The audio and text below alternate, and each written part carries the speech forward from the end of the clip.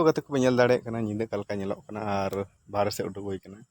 आते पे ñel दाड़े कन गया मेन रोड कना आर गाड़ी हजूक चला कना आर पे ñel दाड़े कन गया आर उद्गार कना भाई अड़ी जोर गे चेदा से ओनाते गेट्स को से उडुक हुई कना आर मेन रोड से पे ñel दाड़े कन गाड़ी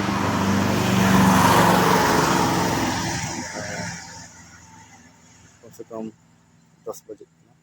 लगभग तो उद्गार कना आरो चेद बड़ाई गया वो अड़ी जोर उद्गार कना नेशा उद्गार तो अड़ी गान उद्गार कना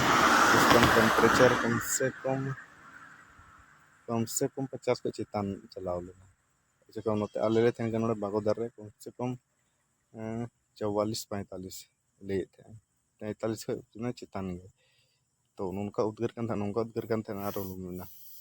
तम तहे गए बाय मने kan था रूम करे हन उनका बुझे kan था पासे मतलब होयंग बुझे जहां से होयंग उनका उनते चला रे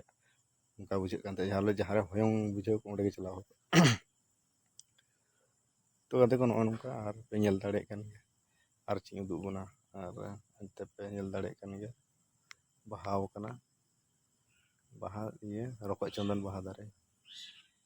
आर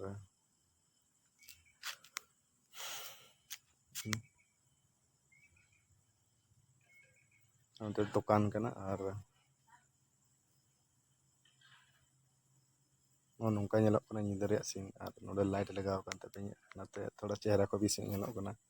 आर बखाय दम बांग ñel को उन बेस ने तो आर चिंग मेन तबना उद्गार गे तम बाहर से उडुक हुई कना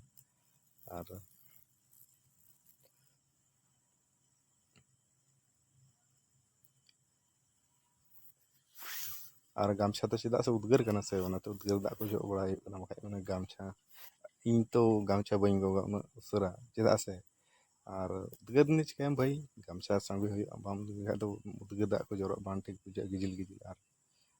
जरूरी गे गामछा दो चेदा से नतर उद्गार दिन दो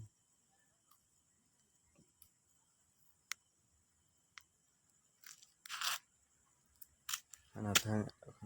ñel दाड़े कना आर चिंग लई तबना मांका गे आर नेक्स्ट वीडियो पे ñapam kana मान kan जोहार गे सगुन दिन